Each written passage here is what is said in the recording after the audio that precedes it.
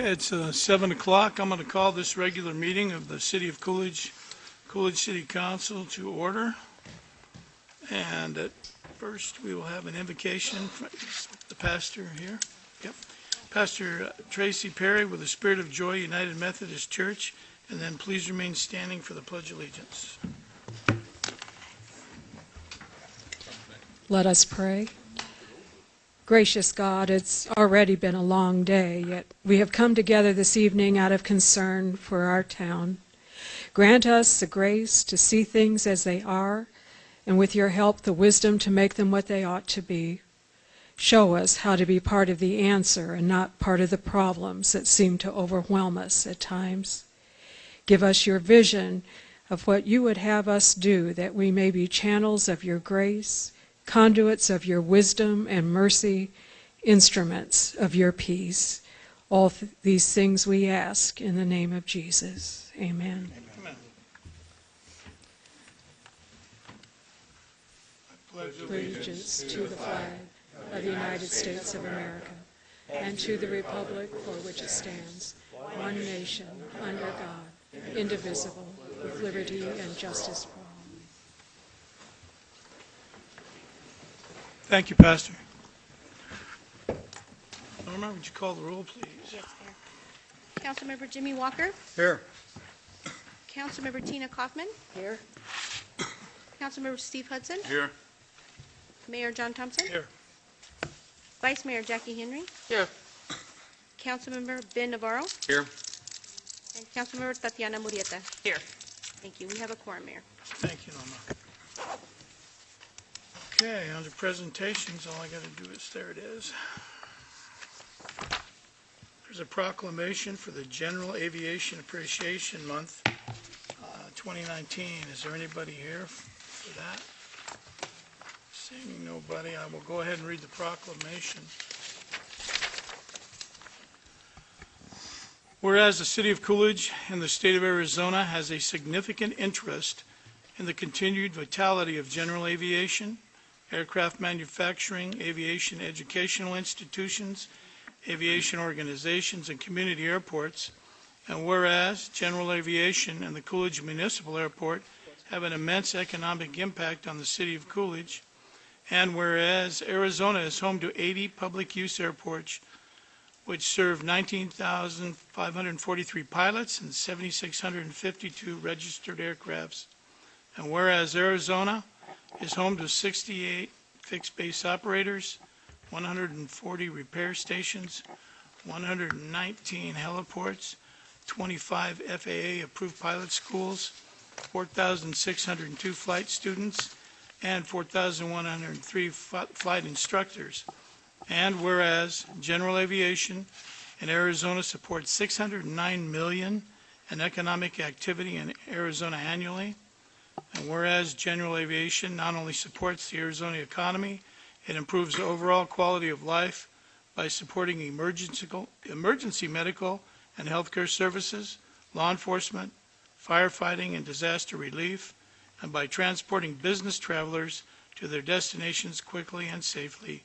And whereas the nation's aviation infrastructure represents an important public benefit, and congressional oversight should be in place of this system to ensure that it remains a public system and serves communities of all sizes.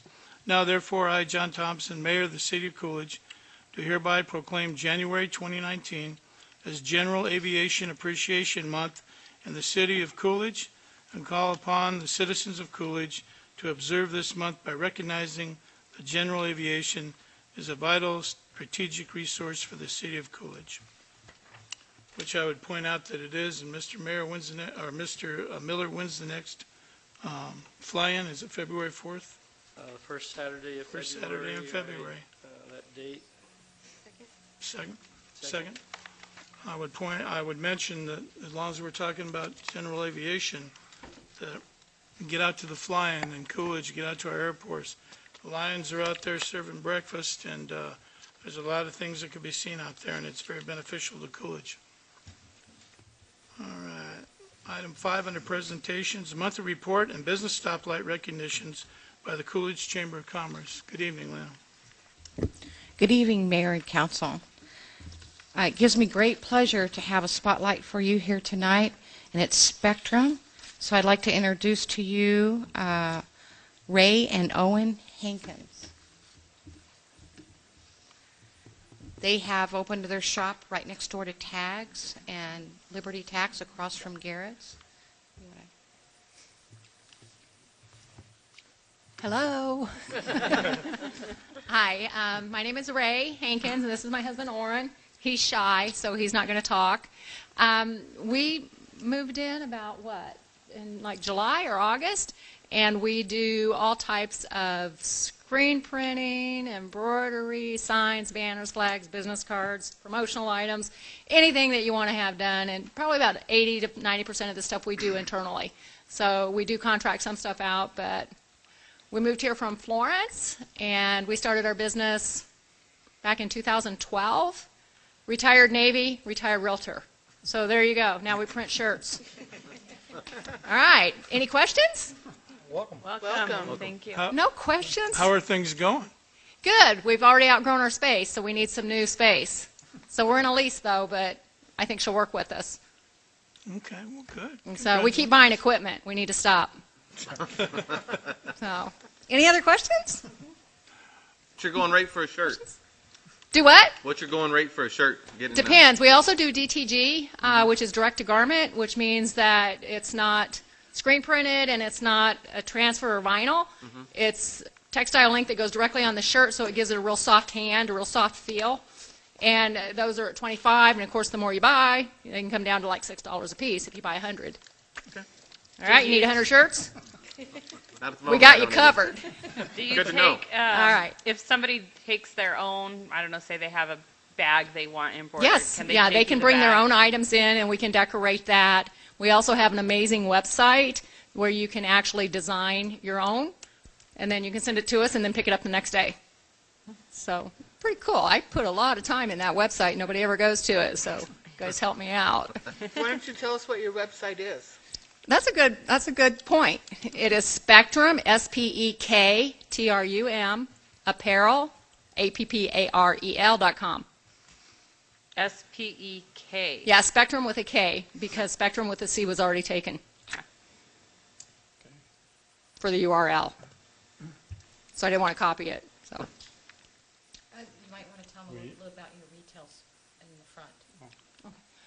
well, we do have some retail stuff in the front. I've kind of pulled some of it out because we're running out of space, and so we kind of have some retail, but not a whole lot. If we find that where we are, we're located next to Tags on the north side in the Liberty Tax Building, so we just don't get a lot of foot traffic there. So, but if there's a need for it, we'll bring the retail back, which we have some really cool ladies' dresses, gifts, and stuff like that that's not decorated. It's purchased stuff. So it's just kind of cool stuff. We have a lot of scrubs, too, so if anybody needs scrubs, let us know. Is that it? All right. Thank you, guys. Thank you. Thank you.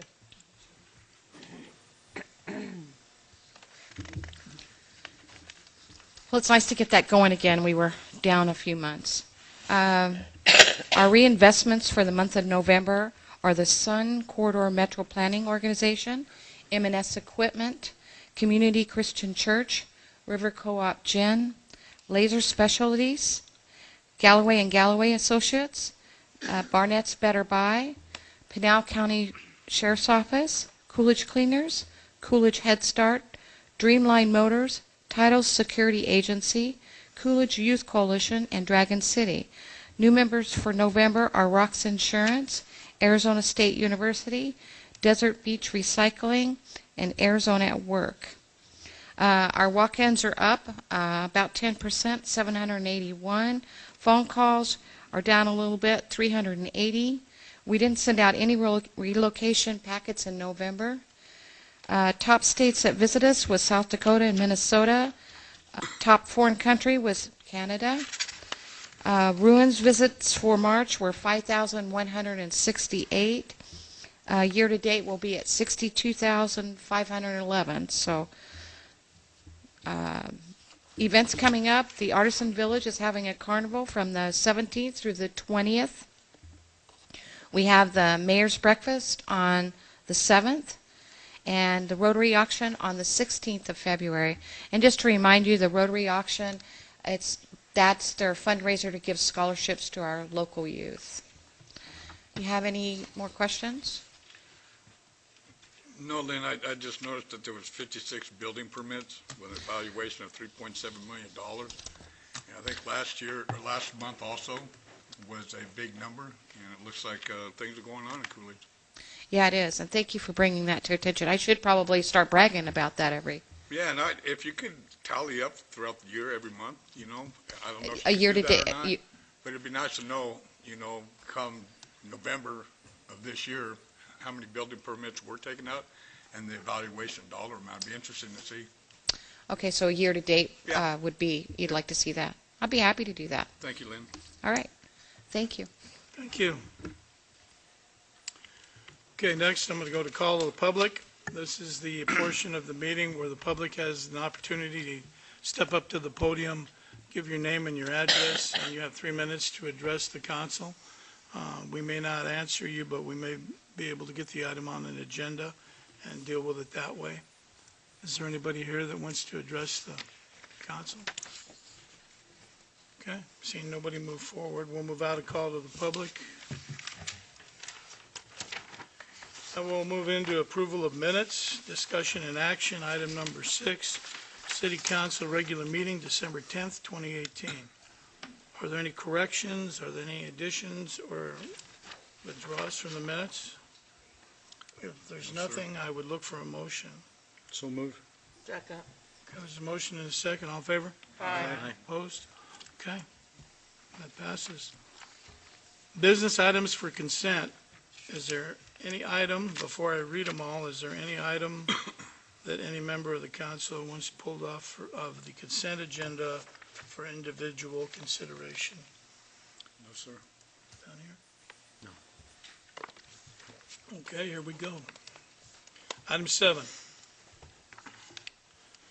Consider approval of the request made from the Coolidge Chamber of Commerce for this year's Cotton Days festivities being held March 1st through March 3rd, 2019, to include the use of San Carlos Park, city staff assistance, Friday, March 1st, at least 2 officers from 7:30 to 9 p.m. for teen night, permission to have a beer garden on Saturday, March 2nd, from 10 a.m. to 10 p.m., and all the street closures outlined in the attached map for the parade on Saturday, March 2nd, and closure of 4th Street between Pinkley and Central Avenue from February 28th through March 3rd to accommodate the carnival, and closure of Central Avenue between 3rd and 4th Street on Saturday, March 2nd, and Sunday, March 3rd, from 7 a.m. to 10 p.m. for all the Cotton Days activities. Item 8. Consider approval of a special event liquor license application submitted by Miss Lynn Parsons for the Coolidge Chamber of Commerce to hold a beer garden at their annual Cotton Days Festival being held on Saturday, March 2nd, 2019. Item 9. Consider approval of entering into sub-recipient agreements number 180427-01 and 180427-02 between the Department of Homeland Security and the City of Coolidge Police Department for the 2019 Homeland Security Grant funding in the amount of $428,408 for Operation Stone Garden details and approve the expenditure of said funds. 10. Consider approval of entering into a memorandum of understanding between the Pinal County Sheriff's Office and the City of Coolidge Police Department for administering the 911 system services billing and payment process, authorizing the Chief of Police to execute the necessary documents. Item 11. Consider approval of entering into an inmate work contract number 19-018-24 between the City of Coolidge and the State of Arizona Department of Corrections on behalf of the Arizona State Prison Complex, Florence, to continue the inmate labor work program through February 19th, 2024. Okay. Item 12, consider approval of accepting the proposal from Westland Resources to complete a wastewater master plan and approving authorization of services for Westland Resources, Inc. under cooperative purchasing agreement for completion of a comprehensive wastewater master plan in the amount not to exceed $95,200 and authorizing the mayor to sign the authorization of services. Item 13, consider approval of entering into a cooperative purchasing agreement with Felix Construction utilizing the City of Peoria contract and the Coolidge preferred vendor list for water and wastewater treatment facility projects for repairs to the auger system at the wastewater treatment plant and waiving the sealed bid requirements in the best interest of the city. Item 14, consider approval of entering into a contract with Arizona Wastewater Industries Incorporated for repairs to the camel truck at the wastewater treatment plant, waiving the sealed bid requirements in the best interest of the city. And item 15, consider approval of entering into a cooperative purchase agreement with DBA Construction through a City of Scottsdale contract for paving and concrete repair, rehabilitation, and improvements in various locations throughout the city for an amount not to exceed $100,000 plus applicable taxes, authorizing the mayor to sign the necessary documents. I didn't see any. We don't need a vote on this, do we? No resolution. Not a No, vote. there's no just a motion. resolutions in there. Okay. Mayor, if there's no further discussion, I make a motion we approve consent agenda items 7, 8, 9, 10, 11, 12, 13, 14, and 15 as read. Second. Motion and a second. All in favor? Aye. Opposed? Okay, that carries. Moving to business under regular items. Consider award of bid to Play It Safe Playgrounds and Park Equipment to install playground equipment for the Landmark Ranch Playground Project and authorizing approval to unfreeze capital funds in the amount of $54,926.80 to purchase the playground equipment. Mr. Paglia. Good evening, Mayor, Vice Mayor, and Council. Excited to be here for this one. It's shortly before I got here 15 years ago, the city received Arizona State Parks Grant, which funded the majority of the playground equipment you see at the parks around town. That money since dried up, so I'm excited to be here to try to get this playground approved for a neighborhood in which the city does the grounds maintenance for, Landmark Ranch, just off of 9th Street. So we did receive 7 separate bids for this playground after putting the RFP out. This company, Play It Safe Playground Equipment, submitted 2 bids, and both their bids were actually on top, but this is the one that came through number 1. 3 different city staff scored all the different submissions, and this was the playground that had the most to offer for the price tag. The money is coming from $30,000 that we put in this capital budget that you guys approved last summer, and the rest of the money is coming from the same capital budget, but what was approved for a vehicle at City Hall that the city manager graciously gave up the funds to help us try to get a playground at Landmark Ranch when our grant application was denied to assist with the project. So that's where we are right now, and I just ask that you guys approve this playground so we can get moving on the installation. It's cute. Yeah, and it's going to be nice. Yeah, it's going to be a good playground, and our city staff will actually install some swing sets next to this playground when it's complete, just to add to the park. I did have one question. I saw bid number 4 was about $10,000 cheaper. I know that sometimes cheaper isn't better. I was just wondering how come you didn't go with that one. It didn't have a lot to offer. The equipment itself fell quite a bit short from this, so in order for us to get that bid, add equipment to that bid to get to something like this would have exceeded what this price is. Makes sense.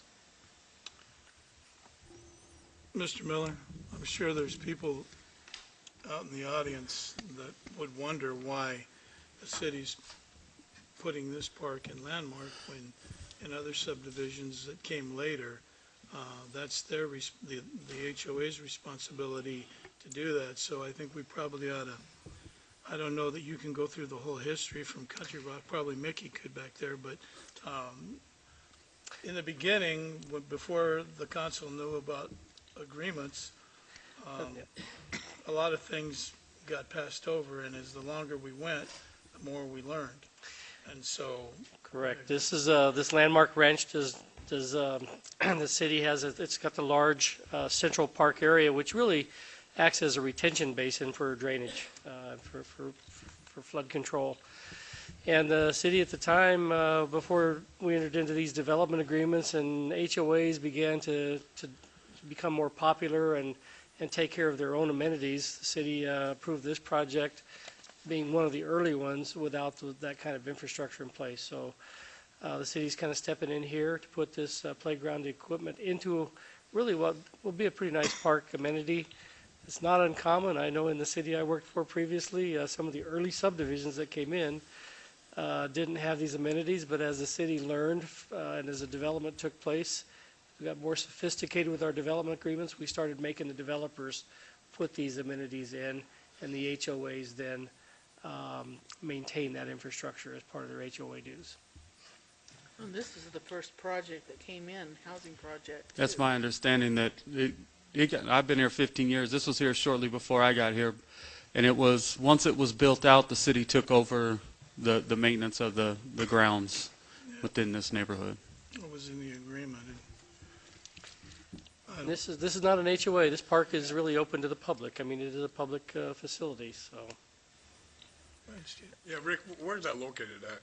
It's going to be on the southeast corner of the retention that's right in the middle, the 2 acres of grass that sit in the middle of this neighborhood.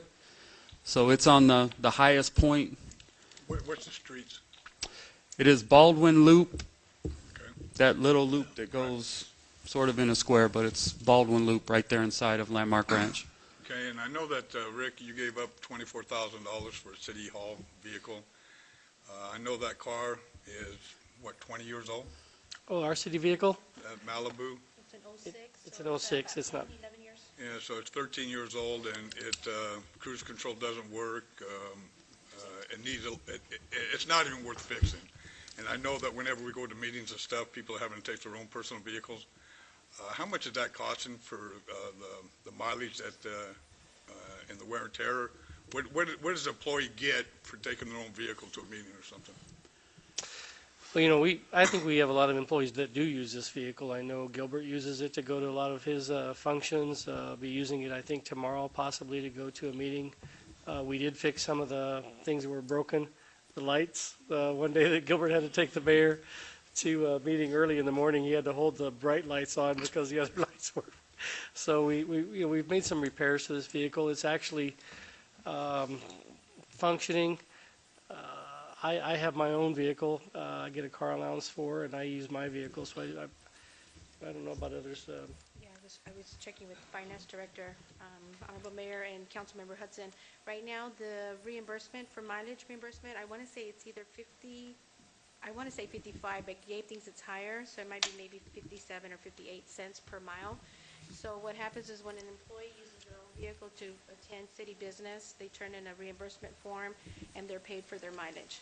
Yeah, I just... It just varies on how far the training, the workshop is. Right. So, yeah, I mean, it's... I would just like us to see us hopefully get that car back in the budget because it is an old car.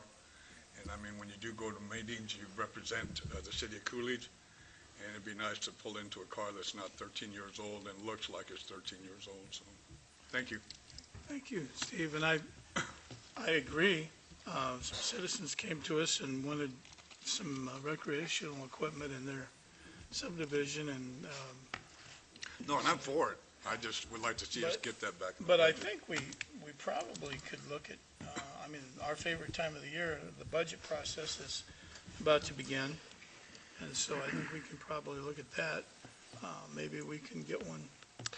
I mean, just briefly, just in terms of the cars, Zach at our vehicle maintenance shop is actually providing us a very thorough, the city finance director and myself, a very thorough list of the cost of maintenance of these vehicles. So we have basically a list now that tells us which vehicles need to be replaced in each budget year. Obviously, we can't replace everybody or have everybody a vehicle, but we can pick off the ones that are costing the city the most in terms of maintenance.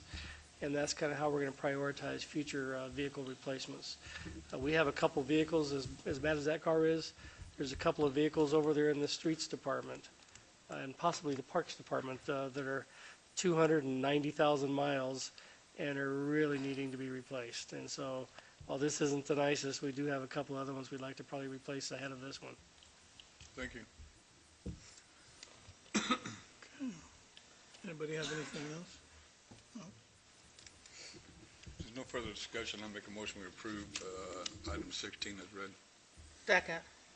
Okay, there's a motion and a second. All in favor? Aye. Opposed? Thank you. Thank you.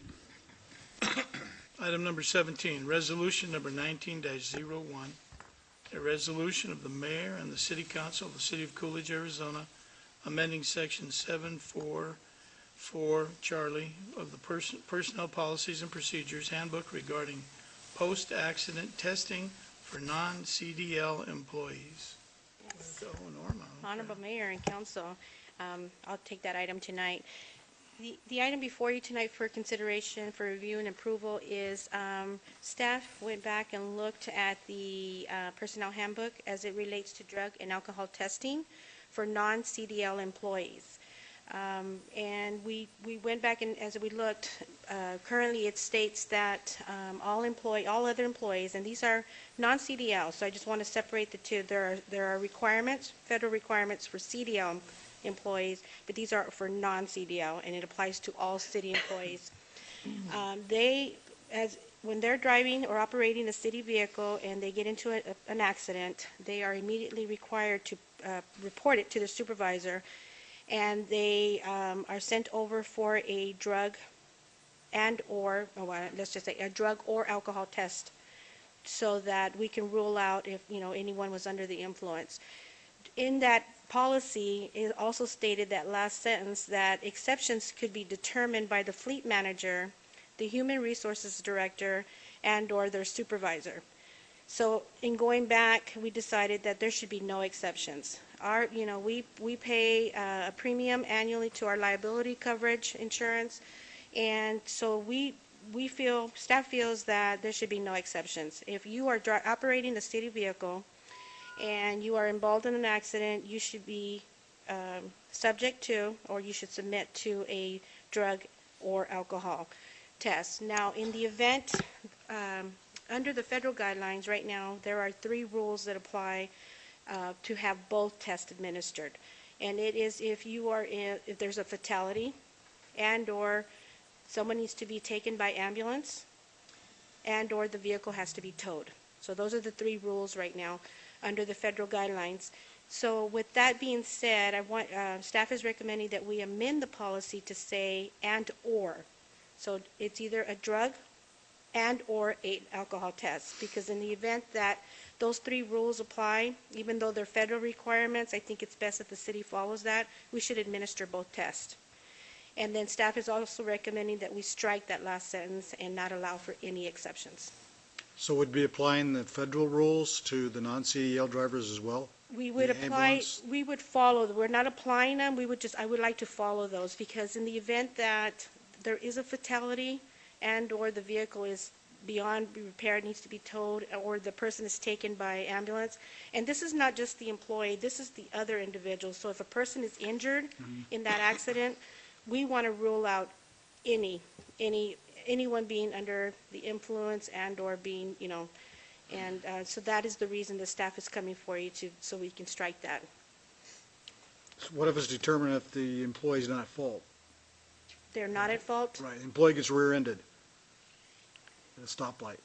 They still have to be tested. It's a post-accident. It's in our policy. I know it's for our protection. I don't like it.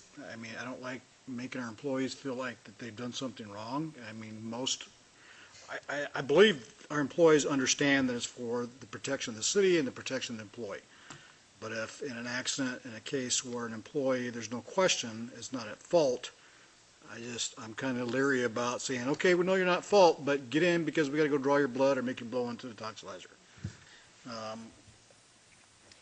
Have we checked with other cities or municipalities to see if they're doing the similar thing? No, I have not, Honorable Mayor and Councilmember Walker, I have not checked with other agencies. This is just discussion we had, only because we've had a couple of accidents where they were not reported in a timely fashion. I don't agree with that. Huh?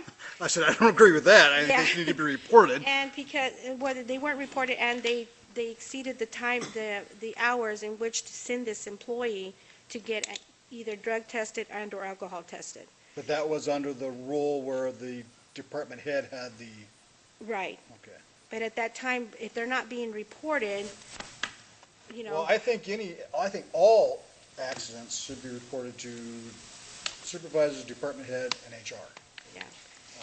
Well, it seems that some of them were not being reported, so now we have Zach, we were just, City Manager Miller was just mentioning about Zach Tate, our, who works in Public Works. He is now reaching out to us, and if any vehicle comes in for a maintenance and/or he sees a ding on there, or he sees something that's been damaged, he's now reporting it to us. So now we're going to be keeping a log of any vehicles that come in that have damage to them and have not been reported.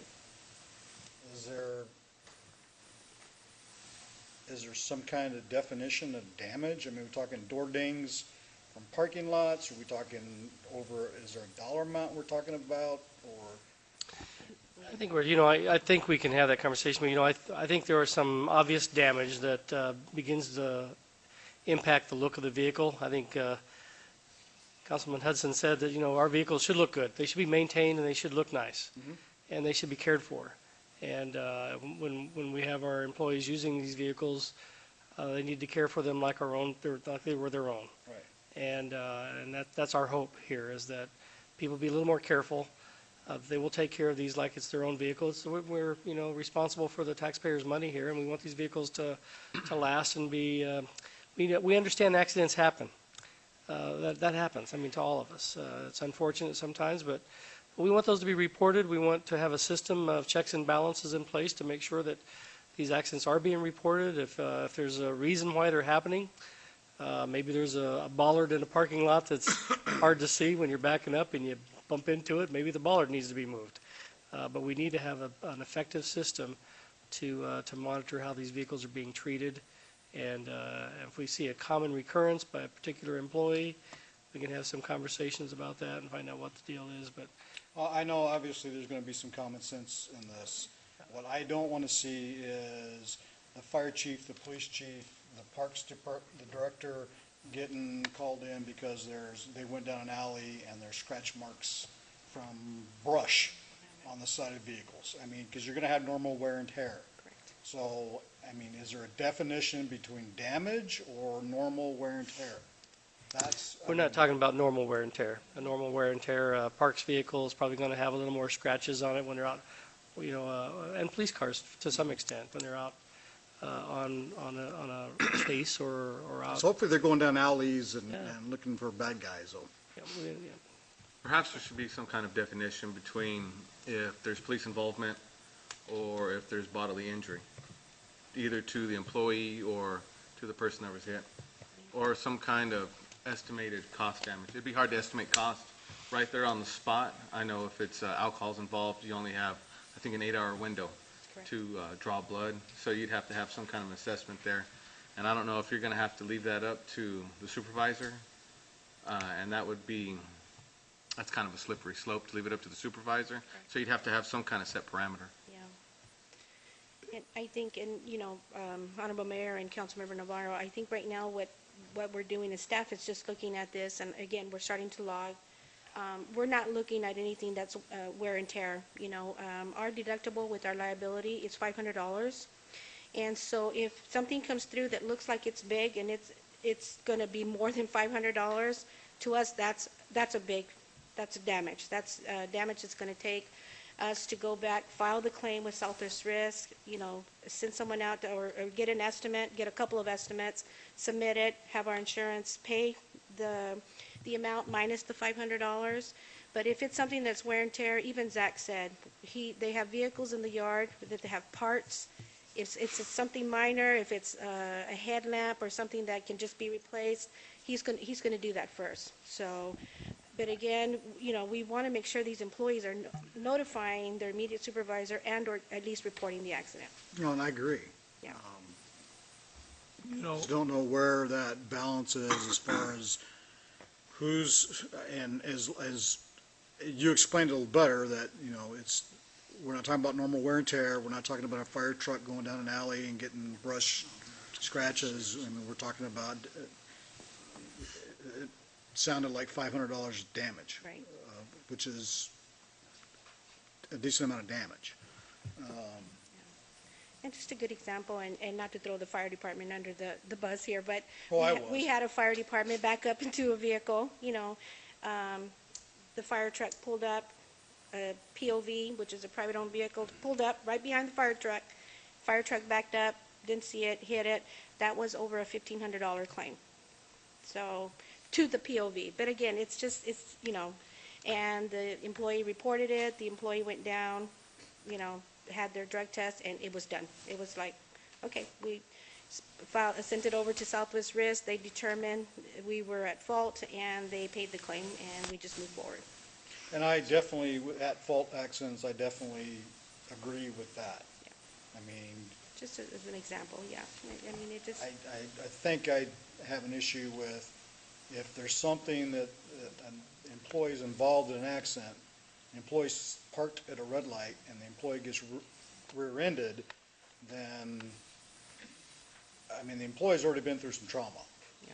And I understand, and I think they would all understand that, hey, this is for our protection. It doesn't compute when I hear, okay, we know you're not at fault, but for our protection, we're going to go down and make you blow or draw your blood. That just, to me, insult to injury, I I think guess. it's protecting the city and our insurance ratings. It's also protecting the individual that's involved in the accident. Not if you're not at Because fault. even if you are not at fault, you're going to remove the possibility that you are impaired. If you were not at fault, perhaps you'd have left that red to green light a little quicker and I wouldn't have rear-ended you. You're a So little I would slow run on the the red uptake. light to avoid getting rear-ended. No, the red I light said goes to stopped green. at, I don't agree, no. So, I said stopped at a red light, clearly where the employee is not at fault. And there are those accidents that are clearly, absolutely. I mean, if there's any question, then yes, absolutely. But if the employee, if we call another agency in to come investigate the accident, and, I mean, it's something that's, are we gonna do it if a DUI hits one of our employees? I Mayor? mean, if a DUI driver plows into one of our fire trucks at an intersection or trash trucks, and to me, it's adding insult to injury. And I understand that the employees will understand, and they understand that it's policy and procedure, but to me, I don't know, it's just adding insult to injury. Mayor, okay, I'm going to speak now.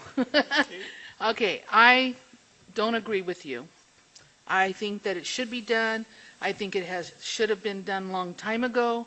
We have had accidents where people have been impaired and didn't get checked. I know that personally. And I will tell you that the town of Miranda does do it because Mike was T-boned in an intersection. His sergeant showed up on scene. Are you ready to go take your test? So it is done in other jurisdictions. No, I And know it is, and it is to cover the city. And if the employee hasn't had, doesn't have drugs or, alcohol on him, then he or she shouldn't care. That person would want to clear their name. But they shouldn't have to clear their name if they're not at fault. But That's who my point. knows? Who knows? Well, if you're T-boned by a DUI or not, even a sober driver at an intersection, then you would know. Well, That's my point. I'm not talking about if it's questionable. I'm talking about if there is a clear-cut case where an employee's sitting in a red light and there's witnesses saying, yes, the light was red and the fire truck got rear-ended. Okay. And nobody's arguing the green light or whatever. So, there's a couple of things. I'd appreciate if the council members, looked at me or called, so we could call, so everybody's not having, the conversations and interrupting each other. I'll wait till somebody's done, and then the other one can have their time. So, were you done? Yes. Okay, because you were the first one when it got started. Okay. Are you done? Okay, now we can start over. You have, okay. Yeah, where I work at, it doesn't matter who it is. If you are in an accident and there's 150 cars around the dealership and there's 45 employees, and accidents do happen. I mean, they do happen. But you do have to take a drug test or an alcohol test. And it doesn't say, whoever's fault it is, it does not matter. In the first case, if it happens, the dealership pays for the damage. In the second case, if it happens again to that same individual, he pays for the damage. And it just makes that individual a little bit more responsible. That he's not going to go and tear up a $50,000 vehicle and walk away and not give a damn about it. So, it wouldn't be no different than me going down the street and sitting at a light and I've had 4 or 5 beers and somebody ran into me. The cops came up, I'm sure I would get a DUI because I wasn't supposed to be on the street drinking. You can't say if this happens and if this happens. You have to have a rule, and it has to apply to everybody. That's all I have to say. And I have a couple of questions. The first one, Mr. Fitzgibbons, you've probably handled a DUI or accident in your career. Let me ask you, as an attorney, what does it make a big difference when you're litigating something like in your case, but what about state risk in our case? If you're litigating an accident where somebody is involved in the city and they're hit, or they hit somebody, but they don't test them for illegal substances or alcohol, where does that take you? I don't do a lot of that type of court defense cases, but I think obviously it's going to depend on how they test that. I mean, if they test clean, then I think that's just another potential fact in favor of the city. But if you have somebody who's not at fault for the accident at all, and they test positive, I mean, then you just create liability, a little liability for the city. So, no, I haven't talked to our insurer about it. We could talk to our insurer about it and see what their thoughts are. We could look and see what other cities did, Mr. Mayor, whatever council wants us to do. If you want us to bring back more information about this, we can definitely do that and give you some potential ways of resolving this. I mean, at one point there was a property damage issue, and some cities say property damage is over a certain amount. I don't know. We can research that and get back to you. Because, and I know we have, Councilmember Walker is an administrator, or he is in charge of a group of individuals where he works, as is Councilmember Navarro. Now, when I worked for the state, the county, we were funded through the state. So anything happened, didn't matter. We got tested, like immediately. That was it. So I'm used to that. Now, did it ever work against us? No, because none of our guys were ever under the influence of anything. But it did work in our, that was something that was thrown off the table right off the bat. Have they changed that? They have not changed it. What they do now at Pinal County is if there is an injury, if police are involved, they test. They test for pretty much everything. If it is a low incident, something say under $500 for a dollar amount, what they have now is called an incident review board, and it's a panel of at least 3 individuals. We have a safety person there, and along with head of fleet, and it's usually some kind of superintendent that sits on that board, and a report has to be filled out by the individual that was in the incident, has to be an investigation report filled out by the supervisor. That is sent in, it is reviewed, they call the individual in, they go over everything with them, of what happened, and it's basically just a question-answer type deal. Say you were sitting at the stoplight, you were rear-ended, what happened, what was going on? Is there anything that this individual could have done to prevent this? They go over it, it's talked about, and then they hand out what they feel if they were at fault or not at fault. So if they're involved in a situation like that and say they get rear-ended, as Councilmember Walker alluded to earlier, the police are called. Did the police, I mean, if, I would think, and I guess we can bring the chief up, I would think, and you're a police officer, and you worked patrol for a lot of years. If you get to one of those situations and you think one of those people is impaired, if you can, you're gonna try to find that out. I mean, if they're hurt bad enough that they're on their way to the hospital, well, you're just gonna have to, they'll have to test the blood or take the blood there or whatever. But, so I guess what I'm saying is, does law enforcement, is it that possible that they would determine whether you need that or not? I know a lot of it's policy. If there's signs of DUI, then yes, the agency would investigate the DUI. And I mean, don't mistake, by no means am I saying, if the employee is showing signs of impairment, any kind of impairment, even if they're not at fault, if they're showing any kinds of impairment, they should be tested. That's not what I'm saying. I'm saying that, when the agency gets there and does their investigation and determines, okay, I talked to driver A, who works for the city of Coolidge, I smelled no alcohol, there was no signs of impairment, then that's the situation I'm talking about. Okay. Because I know there has been employees, and I know there has been city employees, city of Coolidge employees, who've been in city vehicles impaired. And those people should be absolutely tested and prosecuted. I guess I only have one more question, and that is, who is going to determine that the employee is at fault, and how long does it take to determine fault? Is it going to take past the 8 hours to determine fault? Then it no longer matters for a blood draw. If it takes beyond that, I can't see not just doing the test immediately. Honestly, I don't see not doing the test regardless. I'm all for the testing. I don't think it's an insult. I think it'd be known as a standard practice. Everybody that I work with knows that if you're in an accident, it's a standard practice. You're tested. We didn't have any choice. It didn't matter. If you bumped into a pole pulling out of the booking, or the Sally Port at booking, and you bumped into that pole they put in there, went for a test. So, now, how do you guys, is there more, Councilmember Renata, do you have any? I agree with everything that Ben just said. When where I work at, when they tossed around adding for them, because we always followed for the CDL, but when they tossed around doing for the non-CDL, I was all for it.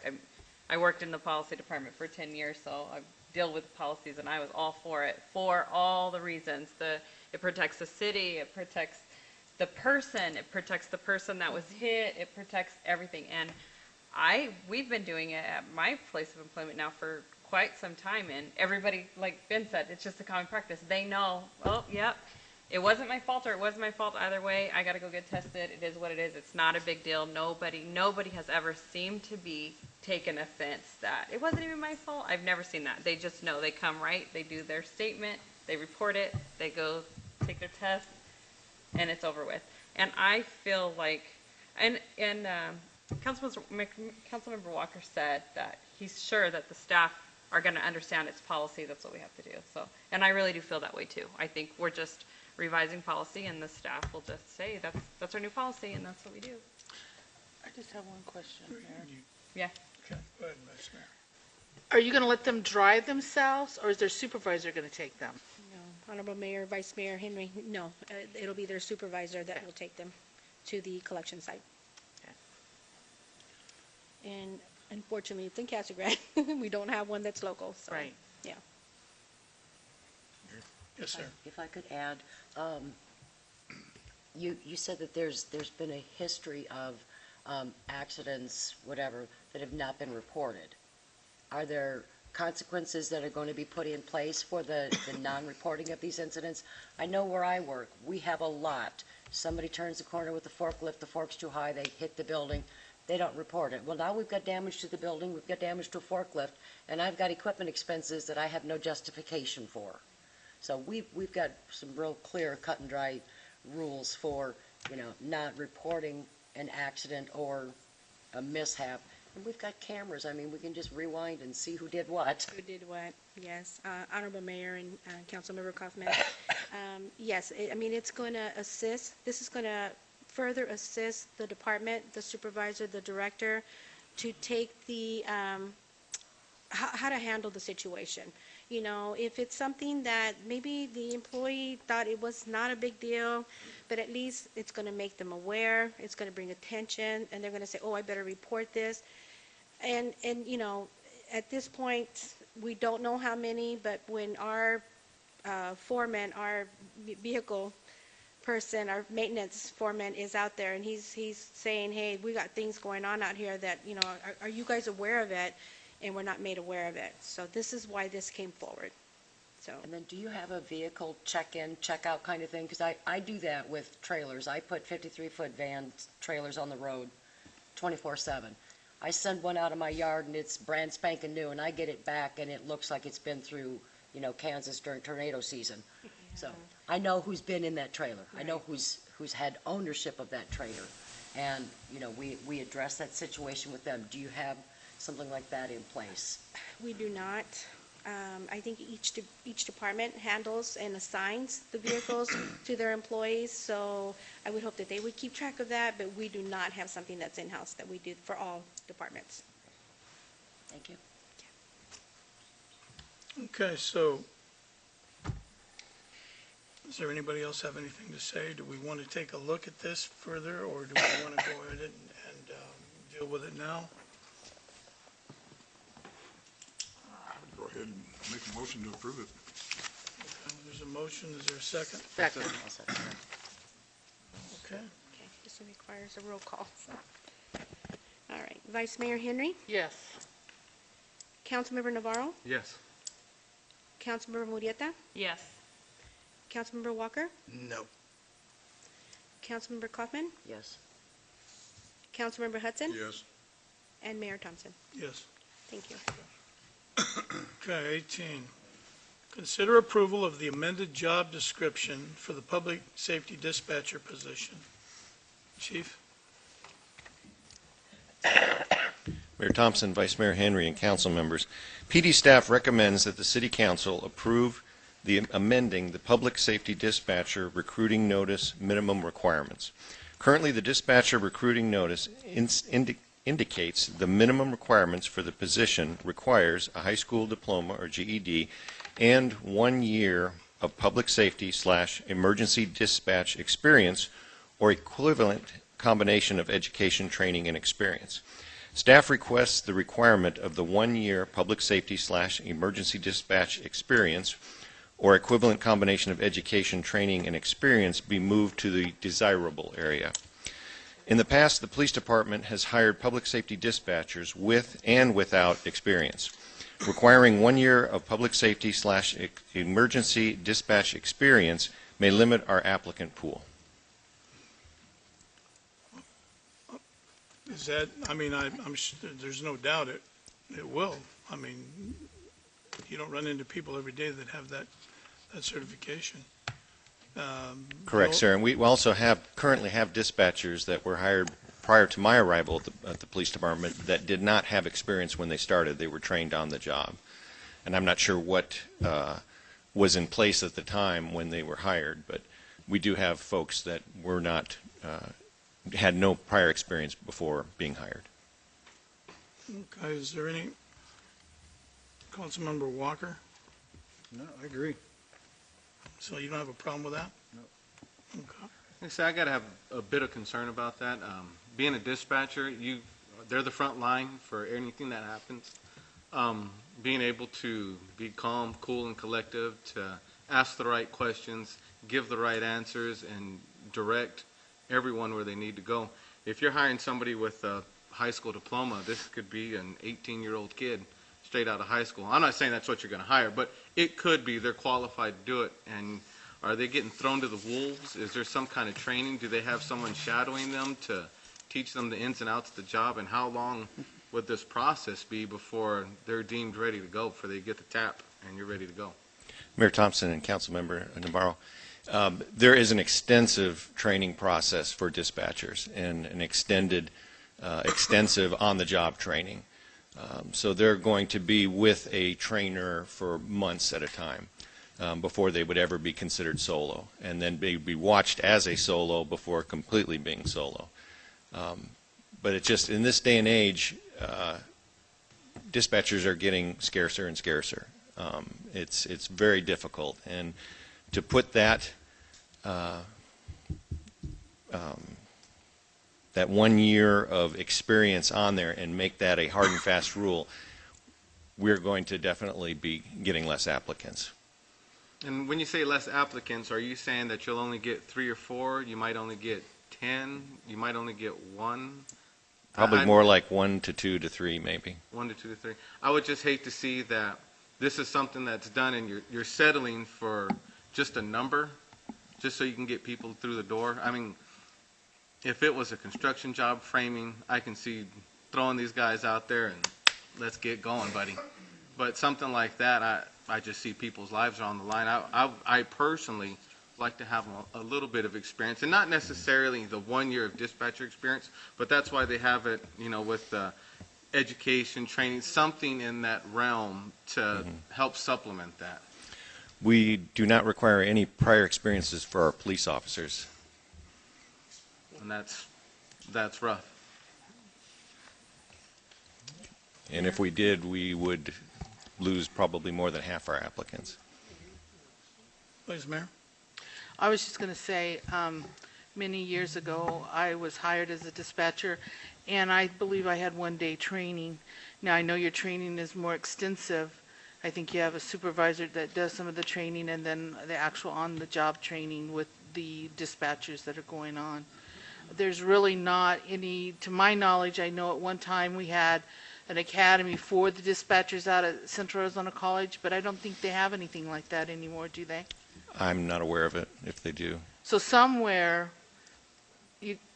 a person has to start out somewhere, whether it be Coolidge or Phoenix or whatever, In a perfect world, we would have police officers with 5 years experience or 3 years experience and could hit the ground running.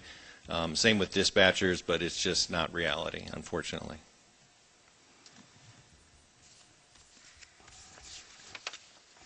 I just have a question about the valid Arizona driver's license added to the desirable. Just explain that to me. Why is that an option? How come it's not a requirement?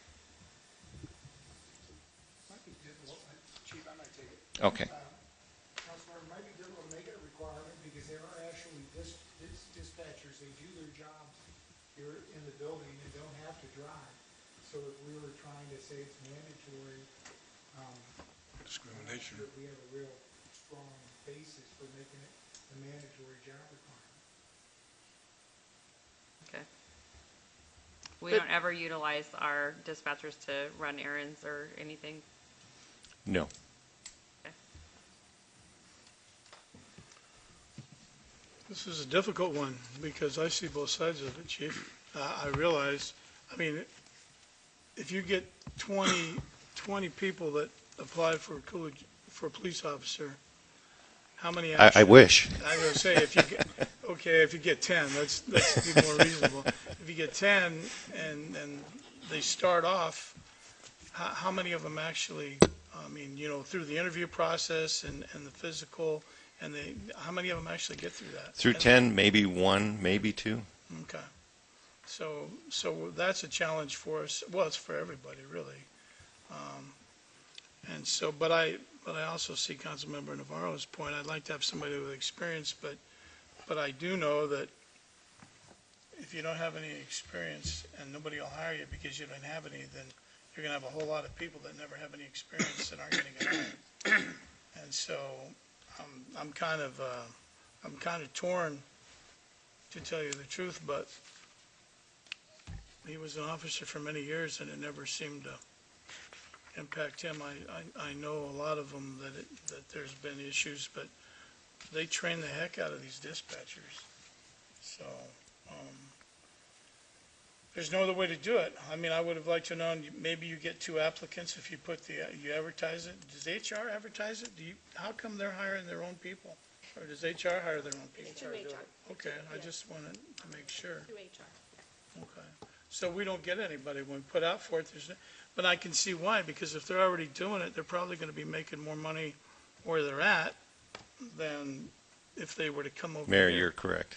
And I know I shouldn't say what agency it is, but there's an agency kind of towards the east and the north that I do know that they have a lot of turnover in their dispatchers, and it's hard to get them for them too. So We recently lost a dispatcher to a larger agency. yeah, so Mayor, yes. you know, the other thing is, I think it takes a special person to be a dispatcher, and I think that the applicant realizes the work that is going to go into being a dispatcher.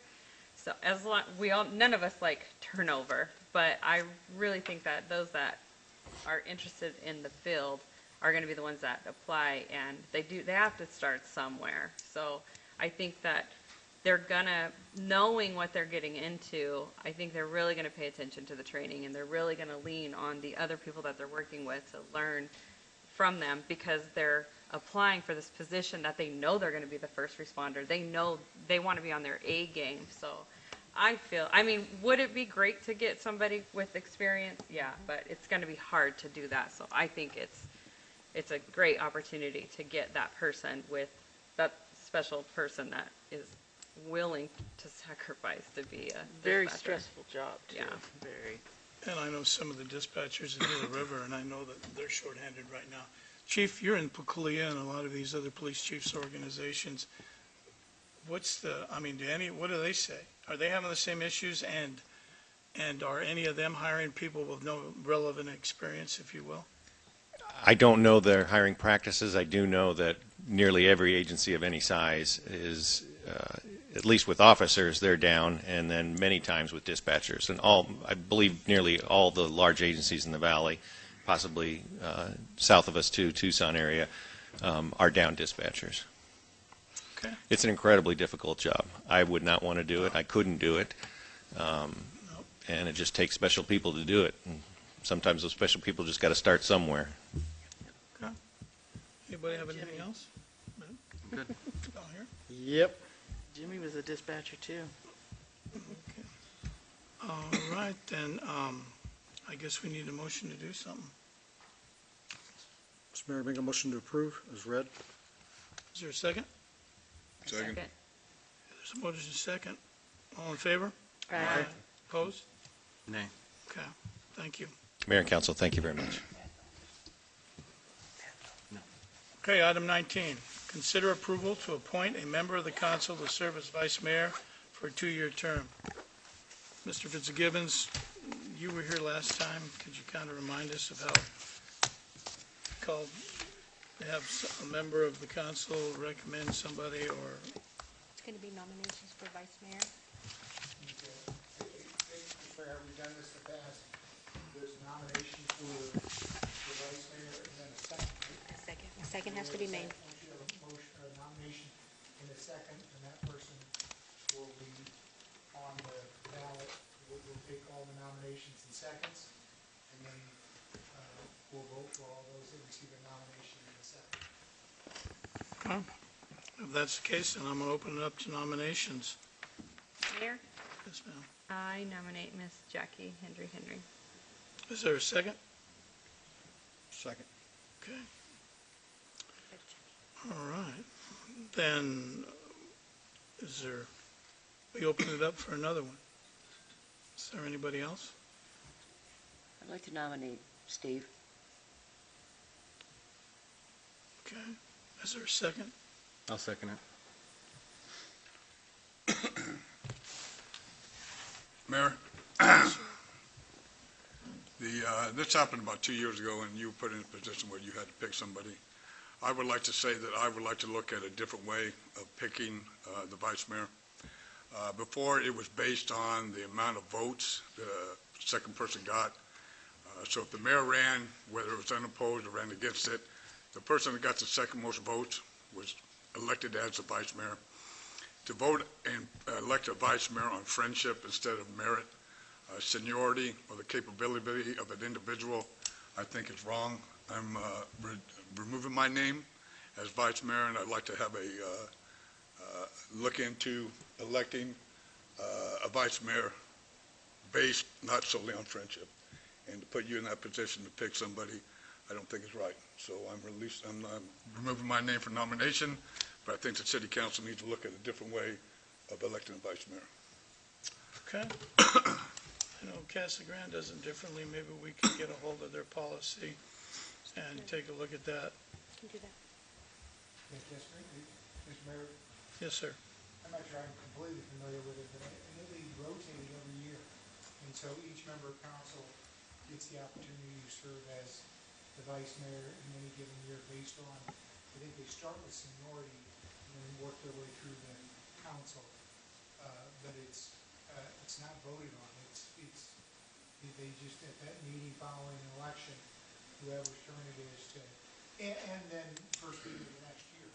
Everything's done always by each year. Okay, so you wouldn't have to have an election if you wanted to I don't think they make do that it change like during that. the They year. have You the could, system of okay. how they do it, and they kind of all know who's next on the list. And you have a right, I think, not to serve your year if you feel like you're going to have a really busy year or be away a lot. You have a right to say, I'm not going to serve the year I can, why don't you serve, and then I'll serve the following year. So I think the person who's able to serve, I know some people get concerned that, well, wait a second, if you get somebody who's not really going to be around, can they fulfill all the duties of a vice mayor? But I think under Casa Grande's system, that person has, if they don't feel they have the time that year to do it, has the right to ask to somebody else serve that year, and then they take it the following year. Well, and also, you know, when you're elected to an office like we were elected to, your decisions that you make should be based on what you believe in and not friendship. Friendship should not be a part of it whatsoever. And that's why when you used to be the second person that got the most votes was elected mayor. Now, we don't have to go to that. I think the city of Casa Grande, it sounds like, you know, if after a year, the next person, like I have the most seniority, if I don't feel like doing it, or if I feel like, you know, I might have a busy year, I wouldn't be able to fulfill that obligation. But to sit there and elect somebody year after year, 2 years period, based on total friendship, I think it's wrong to the citizens of Coolidge and the employees of Coolidge. And that's just the way I feel. Can I say something? Because I feel offended because I'm not doing it based just on friendship, because I like both of them equally, and both of them will serve the city outstanding. There's reasons that I vote the way I did, not just based on friendships. And I take offense to that, Steve. Well, I'm sorry you do. Because it's not based on friendship, not just friendship. Okay, thank you. Councilmember Marietta, did you have anything, or no? Okay. All right. All right, Steve. Then in that case, if there's no other, I'll close the nominations. And we've already had one nom, now we need to vote. Okay. Okay. Let's see how we're going to do this. Councilmember Hudson? No. Councilmember Kaufman? Yes. Councilmember Walker? Yes. Councilmember Murieta? Yes. Councilmember Navarro? Yes. Vice Mayor Henry? Yes. And Mayor Thompson? Yes. Okay, thank you very much. Congratulations. Yes. Thank you. There was 2 nominations, but Steve renewed himself. I like the idea of rotating every year. And so, Mr. Miller, Withdrew. you acquire that policy so we can. Yeah, I think take what a we look do at it. is I'll check with our attorney here, we can get that policy from Casa Grande and bring that up on a future agenda to discuss I'd like to a new take policy. a look at it. I think that's a good idea to avoid this. All right, then we will go, that's that. Report to mayor and the council. We'll start down here with Councilmember Walker. I have nothing. Councilmember Coffin. Well, it's been a pretty busy month. obviously, I've not been doing a lot of city things, but with the holidays and year-end things, got that behind me. So I'm looking forward to getting out in the community a lot more. And as you mentioned, Mayor, the fly-in the first weekend in February, highly recommend it. I went there with my grandkids. We had a blast. Lots of neat things to see. Yeah, go now before it gets 110 degrees, or we fence it off. I'll go early. That'll be a while, though. We don't have, Gilbert's not going to get the grant money for that. I have Steve, nothing to add. thank you, Steve. I just want to say Happy New Year to everybody, and I'd like to thank all of our staff for my first 4-year term. I appreciate all of you. Gabe, you're a genius in everything that you do, and I love how you dummy it down and you don't make me feel stupid about it. Rick, I appreciate all the hard work and the extra effort that you put in. Doesn't go unnoticed. And to our 2 chiefs, I appreciate the communication. And Mr. Matt back there, I can barely see you, but I appreciate your communications that you send out as well. So, Gilbert, all of you, I really appreciate you all. Thank you. Well, that's hard to top right there. No, same as Tatiana, Happy New Year. I've met with some of the city staff, trying to learn my job over the past month or so. I'm looking forward to get with each and every one of you, and I guess I'll throw my neck in the noose right now, just if anybody wants to talk, anything like that. Feel free to hit me up. I'm around, see me in the store, whatever. Let me know. That's all I have. I just want to wish everybody a Happy New Year and thank all city staff. Mr. Miller? Just I might mention that ADOT board will be considering the traffic signal funding In what, a couple days, right, Matt? 2 days? On Friday. 3 days? And so there is a recommendation for approval of funding, even though the bid, there's only one bidder on that traffic signal that'll go there at Ruins Drive. It's quite a bit more than the ADOT estimate, engineer's estimate, but we're remaining hopeful that they will approve funding for that project. I know Mayor and Council have been working on this for a long time. It's been a arduous process, probably 4 years at least. It's been Mayor. 4 years. 4 years, and so the time is coming where we should know very soon, and hopefully it will be approved, and we'll see a traffic signal and an improved safety at that intersection. And thanks, Mayor, for all your hard work on that. Thank you, Mr. Miller. It's very frustrating to deal with all those agencies and to try to get that done. I would say that we had a lot of help from Irene and Jason at Sun Corridor. There were some people in ADOT that helped us out quite a bit. But when it takes 4 years to get the project done, the bid's probably going to go, the cost is probably going to go up. So from what they had initially anticipated. But it's, the citizens wanted a stoplight there at the entrance to the ruins. And if everything goes right Friday, it looks like we'll be able to get going. If ADOT board approves the money, we'll be able to start on that light. So that'll be good. And along with that, I believe they're going to make traffic changes, aren't they, Matt, over at the intersection where you come out of Safeway? They're going to close that off and force you to go. They're going to extend the median at Safeway, so we'll give it less turns coming out of the Safeway parking lot. Okay. So actually, you're better off going internally if you're over there and going around and going to the light. So, okay. I did participate in a lot of city business lately. Mr. Lopez, Mr. Miller, and I have been meeting with our water consultant. It's no secret that water is a big issue. It always has been for us. And it's even a bigger issue now because Arizona's negotiated, the state of Arizona has negotiated its way to the bottom of the list when it comes to the CAP water. And, we're in the bottom there. And I guess the only thing that would be worse than being a city would be being a farmer. But so there's some things coming down. Everybody's starting to look at how they're going to conserve water. And so there's going to be a lot of work. So we're trying to understand the ins and outs of the water business. And there's a lot to it. So other than that, I think we're going to have a good year. I appreciate everybody having a civil conversation, even though we don't always agree on everything. I think the citizens expect us to work together to try to solve the problems. So I thank you for that. Steve, I thank you. We'll look at that thing, and I think that's probably Not a bad idea. We certainly need to take a look at it, so. And hearing that, I'm going to look for a motion to adjourn. Second. Okay, motion is second. All in favor? Aye. Opposed? We're adjourned. Thank you, everybody.